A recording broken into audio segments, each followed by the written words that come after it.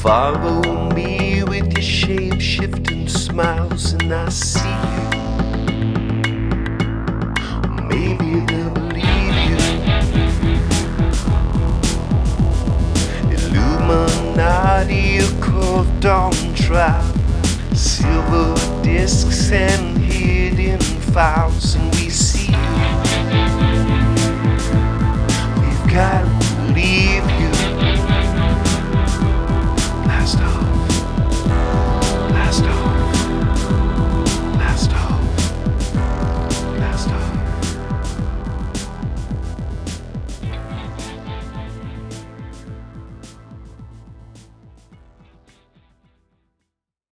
Blast off, Wolfpack, on another epic episode of the Hyper Anomalous Esoteric Research Organization podcast, aka Hero Paranormal.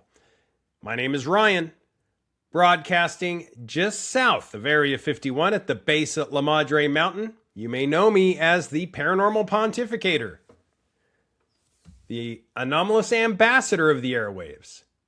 And today we're going to be talking about an anomaly, which is very much a reality. Before we do, if you haven't been over to heroparanormal.com, go over there. I got some secret sauce I'm going to send anybody that subscribes. But you can also check out the shop or go over to happinessmedical.com. You can support the podcast by going to happinessmedical.com, picking up a tube of Spice Natural Bronze. Treat your skin with care because your life depends on it. It's the largest organ in the body. And if you want to keep it looking amazing, you got to take care of it. I'm 50 years old. I live in the Mojave. I bounce back and forth to the high desert of northeastern Utah, the Uinta Basin of Utah. One thing these two locations have in common is they want to destroy your skin. They want your lips to look horrible. They want your face to look like a catcher's mitt. But the bottom line is, if you take care of your skin, your body will thank you. Best way I can think of to support the podcast and take care of your skin and keep it looking nice and bronze is Spice Natural Bronze, the only product of its kind, formulated, invented, brought to market by my very own wife. And that's another thing. Got to keep her happy. But yeah, it helps support the podcast. Spice Natural Bronze with organic ingredients. Check it out at happinessmedical.com. Now back to heroparanormal.com. Just slide over. It's super simple. Smash the green subscribe button. You're done. Ton of content over there, and you're supporting the podcast so we can buy mics, laptops, you name it, cords. And let's get to it. Okay. So, I posted an image of Dave Navarro speaking with George Knapp. Now, what's interesting about this image is the text. This was over a year ago. The text that was involved with this image, which I'm going to read you. And what's odd is this is an event date. And as you know, I get in trouble for talking about events before they happen. This is another one. March 3rd, okay? This is going to happen on March 3rd, and I'm going to show an image of this, and I'm going to pop it up on the screen first as I read it to you. So let's pop it up there. I'm going to airdrop this up. See if, there it is.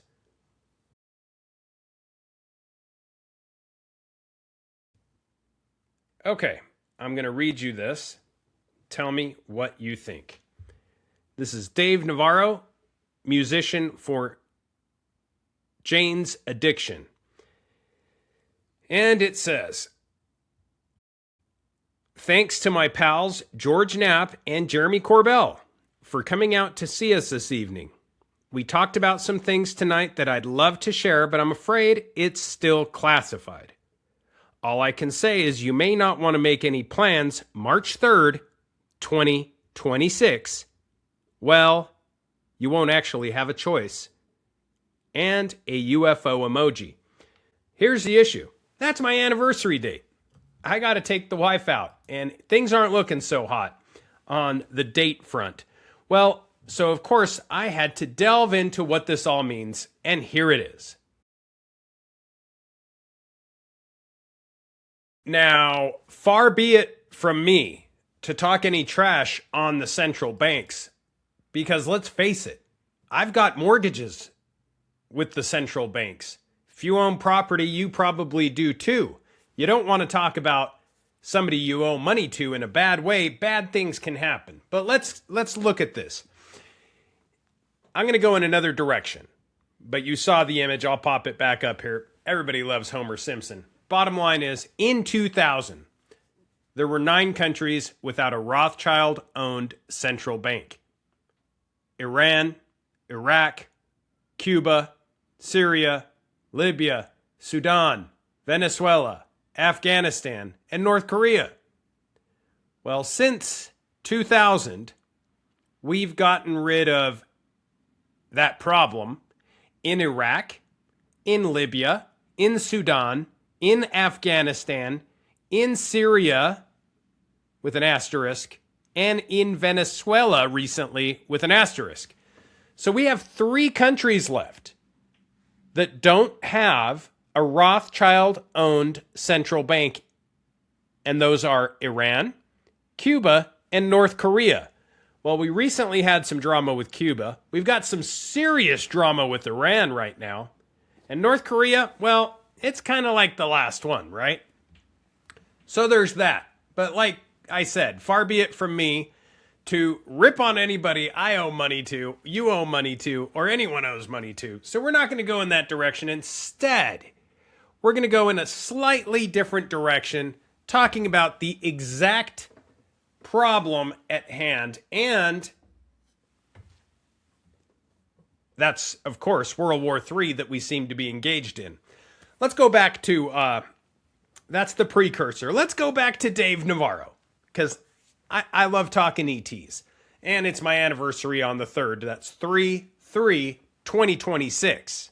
Okay? Here we go. This is huge. Huge, huge, huge. Now, the only way to say this without sounding too crazy is telling the truth. And the truth is 3/3/2026 is turning out to be a very eventful date, not just because we entered into World War III, right? And that's going to be tomorrow. Not that. There's more. It's the fact that even NASA is commenting on stuff. I reached out to some friends in NASA, and yeah. One thing I can tell you about NASA, it's not always a space agency, and there's never a straight answer.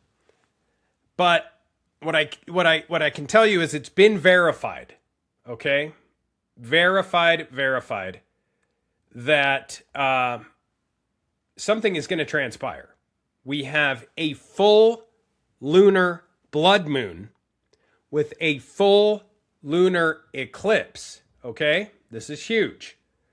Add to that, we're in the middle of World War III. It just kicked off. And 6 planets are lining up behind the moon in the sky at once. 6 planets are going to line up behind the moon in the sky at once. All the while, we're in World War III. It's going to be a blood moon. It's going to be a full lunar eclipse for 30 to 60 minutes, only visible, really, from North America, from the United States. And you have about 30 minutes after sunset to see it. It gets crazier. The next time this happens won't be until 2034. Okay? NASA calls it a planetary parade. It's 6 planets lined up. And from Earth, they are going to look really wild as they line up. In fact, they're going to look like a sweeping curve across the sky. Now get this. Venus and Jupiter are bright enough to spot with the naked eye, even in the cities. So even if you live in a city, don't stress, you'll be able to see this. This is 3/3 tomorrow, 2026. Maybe there's more. Saturn. Of course, we know that the planet Saturn is involved with all sorts of occult, dark, adept magic. Saturn is going to show a golden hue if you know where to look. And Mercury is going to sit close as heck to the horizon and will set fast. Now, Saturn giving off this golden hue reminds me that this is a very important planet for the occult, for the mystery religions, for dark adepts, for witchcraft, for you name it. The Shaitan, Saturn, and the adversary is always alleged to be connected with that planet. So the next time this will happen is 2034. Total lunar eclipse, blood red moon, planetary parade, World War III, and I think we are going to see something that blows our socks off, that has to do with this Middle Eastern war. And I'm talking something that is going to blow your socks off. I just talked to somebody yesterday who drove up from a far away, and we started getting into this. Now, this is how it ties in together. This is why I posted that stuff with Homer Simpson and the banks and this Middle Eastern war. Is this all ties in together. It's not just the planetary parade, the lunar eclipse, the blood red moon, these planets all lining up. It's not just that. This is going to tie into a psychological operation involving one of the countries that is very involved with the Rothschild-owned central banks. All right, let's look at that image one more time. So in 2000, there were 9 countries without a Rothschild-owned central bank. Now, there are 3. Okay? Here's how it all ties together. Iraq. Let's take the most, Venezuela just happened. So let's get into the next closest. A lot of people have been freaking out about why Iraq is getting involved. Believe it or not, they're already getting involved. They're already getting involved. It's been 20 years. We went in and they're already getting involved. There's a lot to unpack here. So prepare, buckle up, get a drink. This is going to be insane. When you were watching the news way back when, and you saw Iraqis pulling down statues of Saddam Hussein and putting up flags of the United States, symbolizing the power transferring from the dictator, right, or their leader to the people. A lot of people don't realize that most of the people you saw there were actually paid by a public relations company. Now, Donald Rumsfeld is one of those individuals who described the scene. And let's look at this from all directions. Europe, the Middle East, the United States, everybody saw what happened. Now, a U.S. Army report, okay, this is going to get crazy. A U.S. Army report admitted that the top of the Saddam statue, the toppling of the Saddam statue, the way they wrapped the rope around the top and pulled it down, that whole toppling of the statue and having the people there celebrating, and we've been seeing images of people celebrating in the streets again, haven't we? But if you compare those images that we've seen recently of people celebrating in the streets to an image I saw of people mourning the Khomeini, I was shocked. The picture of people mourning the Khomeini was huge, like thousands and thousands and thousands of people, compared to these short clip, up close cuts of people dancing in the streets, right? So keep that in mind. We're going to go back, though. I'm not talking about what's happening now. I could get in a lot of trouble and get banned. Let's talk about what happened in the past, stuff that has since been partially declassified that I can now talk about because the U.S. Army report admitted that the toppling of the Saddam statue was engineered by a psychological operations group. You heard that right. The document states that a tactical team of public relations experts, we call these, this is my cup of tea. This is what I went to school for. My degree is in public relations. But the document states that our tactical team, meaning the United States, a week earlier, laid the groundwork for what followed. There was a script involved, and U.S. Armed Forces were aware of the situation. This company sent members. We had Iraqi members here in the United States being debriefed on what was going to transpire. They were flown there. Then they were later caught on camera toppling and doing all that. In fact, a number of the members that the maintenance company, we'll call them, had accounted, became sort of like celebrities, right? And they were staying at a hotel. There were independent journalists on scene. And this went all over the news. Okay? The U.S. flew them over there and shipped them into Iraq. They were the ones that were standing around the statue as a tank was used to pull it over and down to the ground. And this gets very interesting because this is PR in war security. The British taught us how to do this ideally. Britain is in fact expert at this type of thing, or I should say London or the UK, because they were really good at this. And trust me when I say the CIA learned a lot from MI6. In fact, I find myself as a bit of an information warrior, and that's a very dangerous front line to be in. So, this public relations goes on. Now, obviously, when other countries do it, it's considered propaganda. But when the United States does it, it's public relations. It's just filling in the cracks. We're not trying to lie to the people, of course. Keep in mind that in the United States, sorry, I've got to have this door open.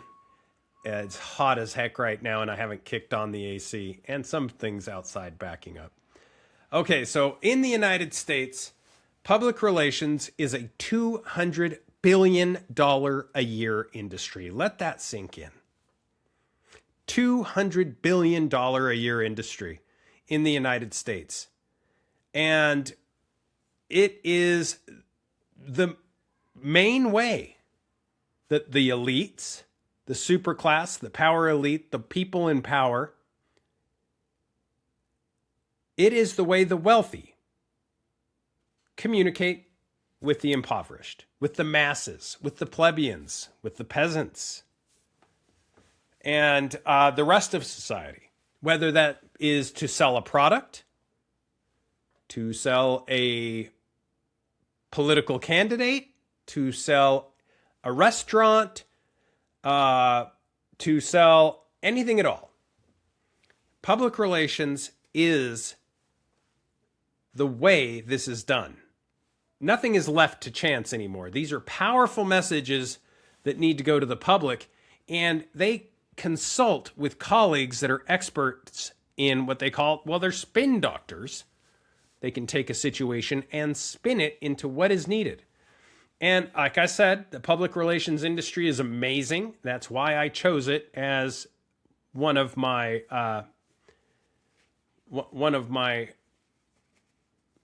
routes of study. I have a bachelor's in public relations with a graduate level certification in conflict resolution. And I think that that's not typically the case for most podcast hosts. I have other degrees as well, hotel management and a number of other touristy things. But the bottom line is this is not the typical case. So when I see this, I realize the power that public relations holds, because I sat in class for hours and hours and hours hearing about things like the hypodermic needle theory. And this is the theory that you can inject the masses with whatever message you want, and they will take it. There's nothing they can do. There is no defense. And this is why many in conspiracy circles say, kill your TV, turn off the radio. But these powerful messages go to the public after consulting with colleagues through public relations, through, I don't want to use the word that they use in other countries. This is just mass media manipulation here. This is public relations. This is business as usual. In other countries, they call it propaganda. But let's talk about what these campaigns are about, what we're told, what we see, and how it all seems to relate. I recently saw a video which was hilarious. And the BBC, as I said, the UK is expert at this as well. The BBC recently had a video leak of a journalist out in the field in Ukraine during wartime scenario, on the ground, hunched over, saying he's in the middle of a war zone, and an old lady comes out walking her dog and comes over to see if he's okay. Like, what are you doing on the ground? Are you okay? And we've seen these videos before. Here in the United States, one that's very famous is the guy that was on his knees in a puddle during a rainstorm, claiming that the water was that high, and the people that owned the farm or ranch came home and saw him, and kind of the same thing, like, dude, why are you on your knees in a puddle, trying to make it look like we're in, yeah. You get the idea. What you watch is carefully crafted by companies, then given to TV station networks with the understanding that they will put their own spin on it. It is not identified as what it is. It's identified as real journalism. And when you get these leaks, you realize how much of a sham it really is. Now, when this, for lack of a better word, public relations is leaked by things like governments, and there is an assault upon the masses with lies that lead to wars, this is all of a sudden not just public relations. This could be treasonous to talk about, right? You have to be careful because there's intelligence involved that they spend millions and millions and millions of dollars on, in some cases billions.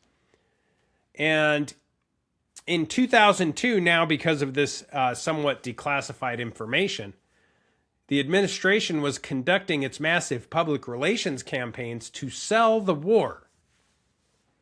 To sell a war. And there's something referred to as the Pentagon Pendant Program, which is literally a bunch of former high-ranking military generals, colonels, admirals, lieutenants, who get their talking points and appearances on TV shows through some of this program and the work they do. And it's beyond conferences. This is literally considered to be independent journalists finding these military brass individuals, supposedly putting them on television and having organic conversations with them. Meanwhile, what we're not realizing is that they're actually being paid in the private sector, because many of them are retired officials by contractors. We see this in a number. We even see this in conspiracy podcast, big conspiracy podcast shows. I'm not going to name names, But many of these contractors, these individuals, retired individuals for the most part, are paid. And it's scandalous. It's a massive problem and clearly a warning sign. Now, the reason I'm talking about Iraq is because it is a great example of how we were told there were weapons of mass destruction. We were told they had ties to Osama bin Laden. That's a whole other conversation. And the Twin Towers going down. Again, a whole other podcast could be out about that. But the bottom line is that this is programmable training. In other words, we've seen this before. So those who aren't aware of their history are doomed to repeat it. So let's look back. Instead of me talking about what's happening right before our eyes now and getting in trouble and banned and taken off YouTube or whatever the case might be for that, let's look at what's been declassified, what I can talk about, which has happened in the past. Specifically, the infrastructure from a public relations standpoint of what happened in Iraq, how this statue got toppled, and how people were dancing in the streets. And this all turned out to be personnel that are paid, right?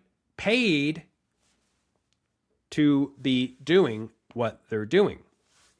These are tactics, high energy tactics.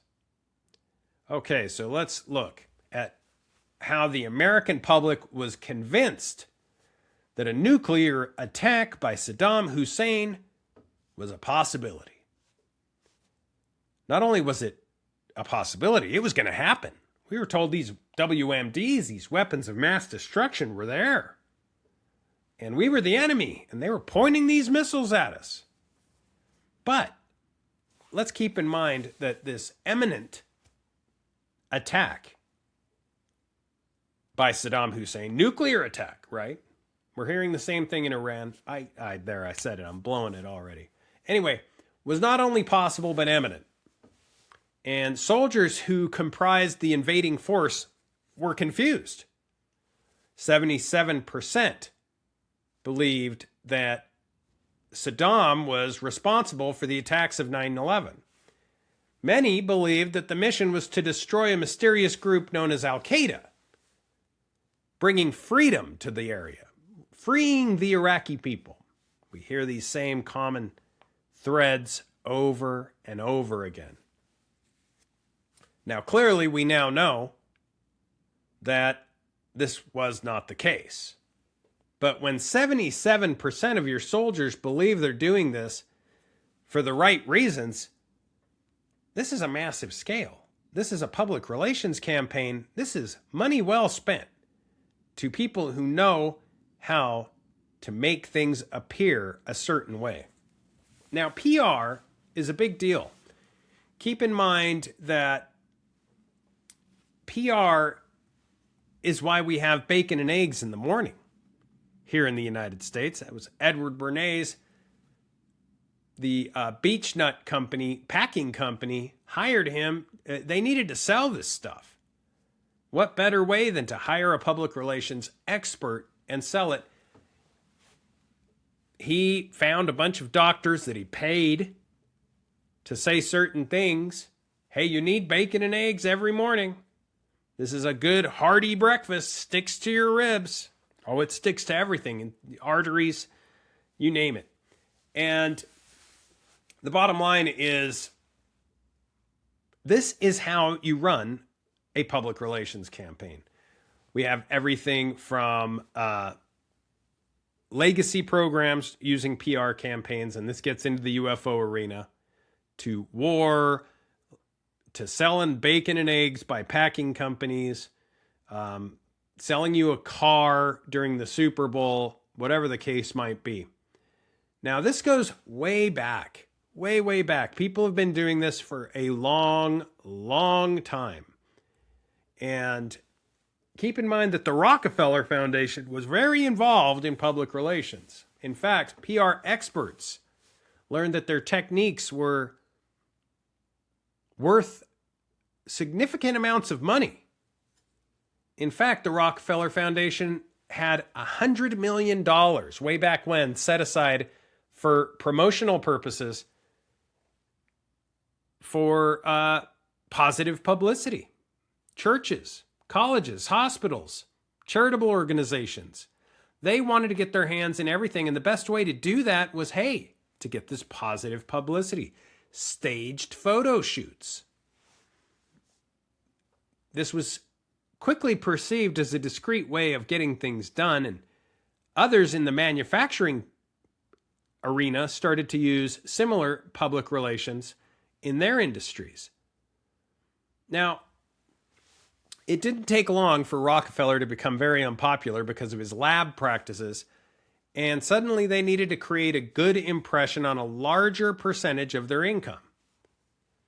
So they utilized more public relations. Every dollar you spend with public relations is going to come back to you tenfold. Okay? Cigarette makers like Philip Morris used tons of PR, specializing in making them look better. In fact, this is very, very interesting because this ties into, it wasn't that long ago that smoking cigarettes was considered okay by everybody. It's crisis management. And it's not just cigarette companies, because they're tied in part to chemical giants, Union Carbide. And this is a company specializing in a number of things, alongside companies that specialize in genetic engineering and other life sciences. But this is a worldwide web of public relations. Political advisors have realized how important this is. You can change everything from PR perspectives. And you can, for lack of a better word, you can take a genocide and make it look like a skirmish. You could take one thing and make it look completely like something else. So public relations groups, looking back, they're big ones. They have done all sorts of things. Now, when we look back even to World War II, there was propaganda. And in the inner circle, some of the most effective that were involved with the horrifying government propaganda campaigns ever were excellent geniuses of public relations. Now, the American government has learned a lot, not just from World War I and World War II, but with Project Paperclip, bringing over Nazi scientists and talking about propaganda and utilizing it, at least from a study perspective, into what they call Mindwar, War.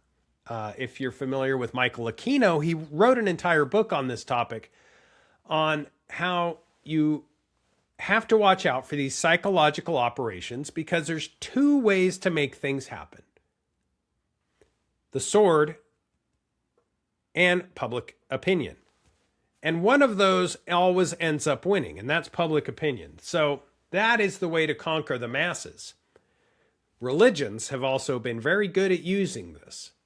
In fact, a lot of this PR can be traced back to the 15th and 16th century, when there was a competition between Protestants and Catholicism on the vision of the world. And this was very much a belief war. And they engaged in serious ideology battles. So we've learned a lot, and the United Kingdom became the experts at this. In fact, they came up with a specific office whose primary purpose was promoting the war, whichever war that might be at the time. Now, we know that the UK is known as very colonial, so they always had wars going on. They had different reasons for those wars, but then they would go in and ransack, and for lack of a better word, have these financial hitmen go in, get natural resources, get diamonds, get whatever it is they needed, minerals, gold, whatever the case is, whatever the operation. This, nowadays, we would consider a dirty trick, but we're doing it more now than we did then. We've just sugar-coated it, lots of frosting. And telling the truth, we've gotten so good at this public relations that we aim it not only at the enemy, we also aim it at ourselves. We want everyone to believe a certain narrative. And sometimes those narratives are different depending on the population you're targeting and the slogans you're using, and becoming a champion of the people. We see this all the time in the presidential campaigns. You know, both sides are really victors of PR. They're both winners. You just have to choose one, because they're both very good at policy attack of the other party, mudslinging, salesmanship. They're showing how, well, I'm better than this guy, right? That's all they're trying to do, is make the American household believe that this guy's your enemy, I'm your friend, even though 3/4 of the policy we have is the same, in many cases. So I believe tomorrow we are going to see something addressed, which either involves technology that we've never seen before, or we're going to have something along the lines of a PR mechanized assault. We are going to see something. The American nation is going to see something, or the world, March 3rd, 2026, which is going to shake us. Now, not only are we going to see 6 planets line up in the sky at once, we're going to see that for 30 to 60 minutes. This is 6 planets behind the moon, so that's 7 planets, a very esoteric number. 7 is a very esoteric number. We're going to see that. We're going to see the planetary parade, a full lunar eclipse, and last but not least, we'll actually be able to see planets you usually can't see. Saturn with an eerie golden glow. It's going to be a heck of a day tomorrow. I told you guys I would talk about what I had found. This is what I have found so far, and I believe that there is going to be, for lack of a better word, something along the lines of weird goings-on in the sky. And I saw a little bit of this last night walking my dog. I'm going to put that up on the screen right now. Let me airdrop that because I took it from my phone. Look at these clouds. Okay, those clouds don't look normal. And I think we're going to see more of this. Let's get into this because I asked a number of different AI engines questions, especially when I input some of this declassified information. I asked the odds of seeing reverse engineered technology in the current Iran-US conflict. And the data came back with possibilities that are extremely high, as it is already considered a central feature of what they're calling ongoing combat and operations as of March 2026.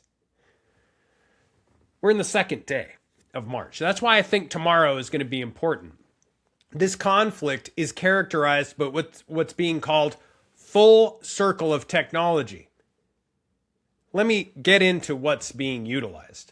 We have Iranian stealth drones. These are advanced reconnaissance and attack drones based on Sentinel drones, and reports indicate that they were developed at least with a 5-year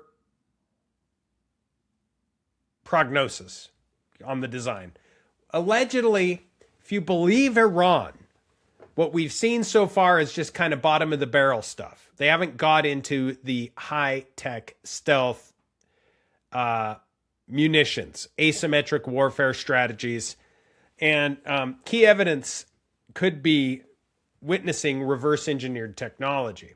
There's also something being utilized called Lucas drones. These are low-cost, unmanned combat attack systems, Lucas. And these were designed for analyzing, get this, analyzing scenarios.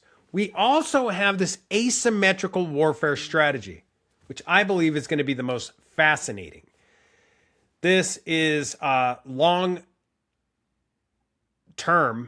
scenario where things are going to get very interesting. We're going to see lots of drones, high volume, potentially reverse engineering comes full circle on this. And we have what's called a continuous feedback loop, which means that the battlefield is acting as a testing ground for equipment that's rapidly analyzed and repurposed for engagement. In summary, we may very well see something along these lines. Now, if you think Iran has always looked like this, it hasn't. They have deep underground bunkers, super high advanced technologies. And this was not how it always was. Now, they used to be super advanced. Iran used to be very sophisticated. People that I know, ask your parents if you're my age, people who grew up in that era, people in Iran used to wear jeans, listen to rock music. They went to universities. They had beautiful hospitals, cutting edge. Now it's unrecognizable to that. So the Middle East is a place where people are remembering what it used to be like and jamming back there quickly. Now, what I think is important is that Iran was psychologically hijacked without it realizing it back then. And again, back to the Mindwar, the PSYOP, the psychological operation. This isn't one country using it, another not. This is a worldwide enigma.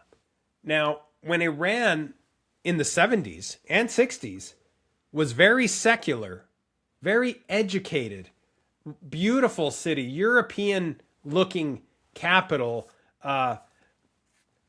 best of doctors, world-class art, science, everything.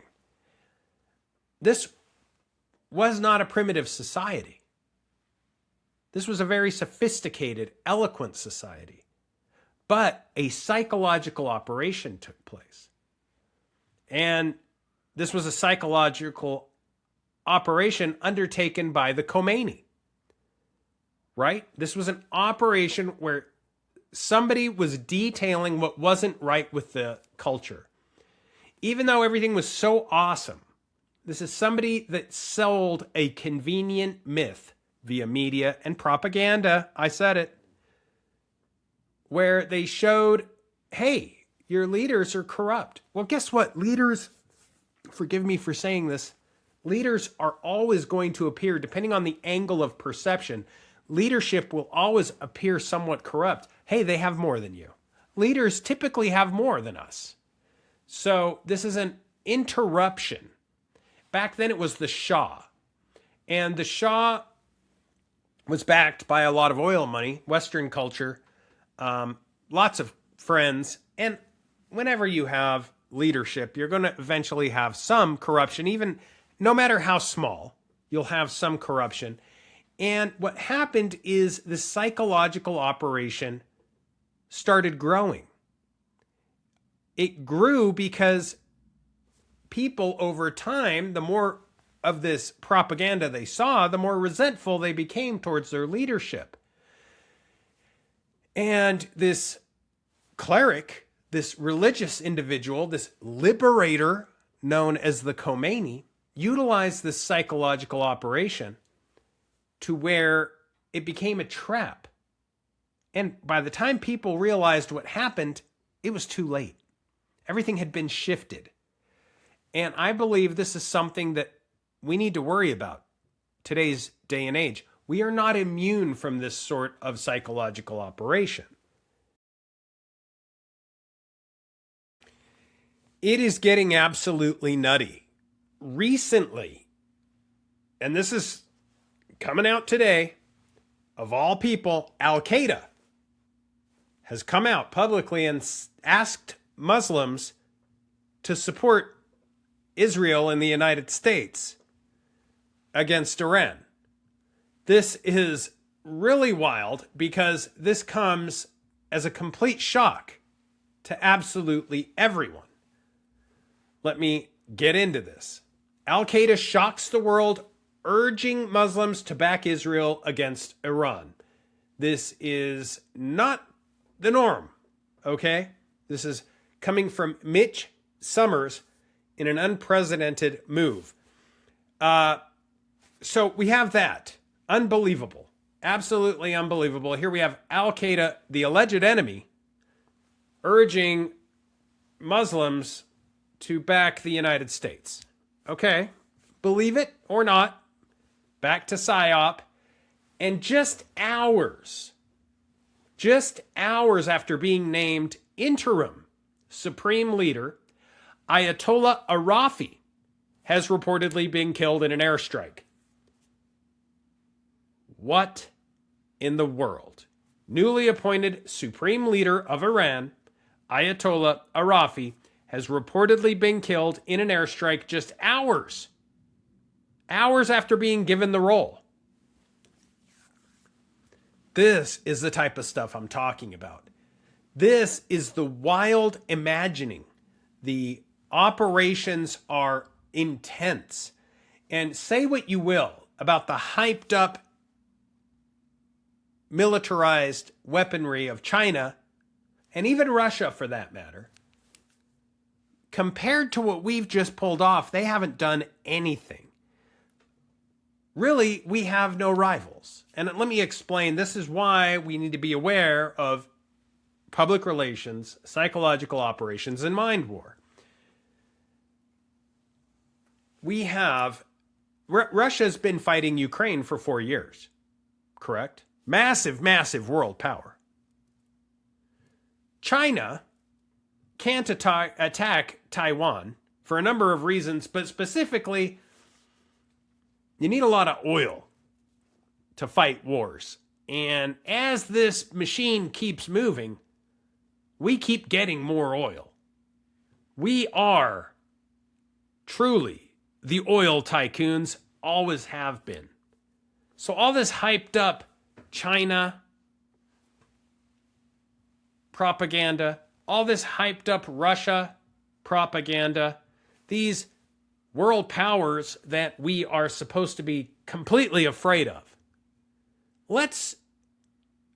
I don't want to point to the scoreboard, but maybe it's like the sun. Don't look directly at it, but just take a quick glance at it. There's that. But keep an eye out because we may see some pretty intense technology. China in particular has something that I just saw a video of. I can't find it now to save my life. But they have kind of a Temu version of our stealth fighter. I don't know how good it is. I don't know how accomplished it is. People are worried about it. There's a lot of hype about it. But I'm going to say, take a glimpse at the scoreboard. We have the greatest Navy ever. We have an amazing Air Force. We have Space Force. And we have a bunch of tech I don't think we've ever seen. There it is. I don't know what else to say without getting in trouble.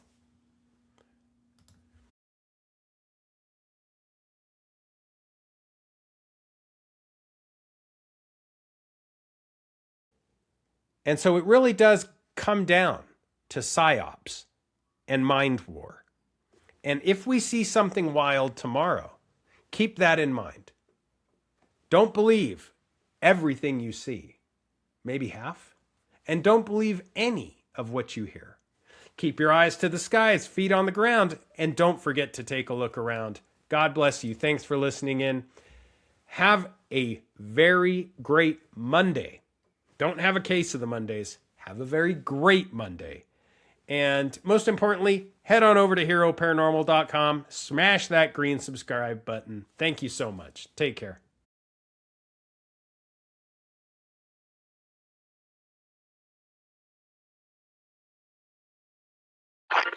esoteric research organization. Hero paranormal, always setting up the pace, man. Crop circle tipping, Illuminati still tripping. Making those ears perk up, gonna make you question your earth. You better. Mystery bloodlines and secret society. Creepy shapeshifter says, come sit beside me. Yeah, go see on up. So what's with all this spiral? Acting like UFOs.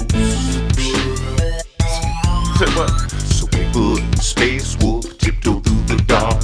Third eye blinding, tune in and blast off, blast off. Blast off, baby. Blast off.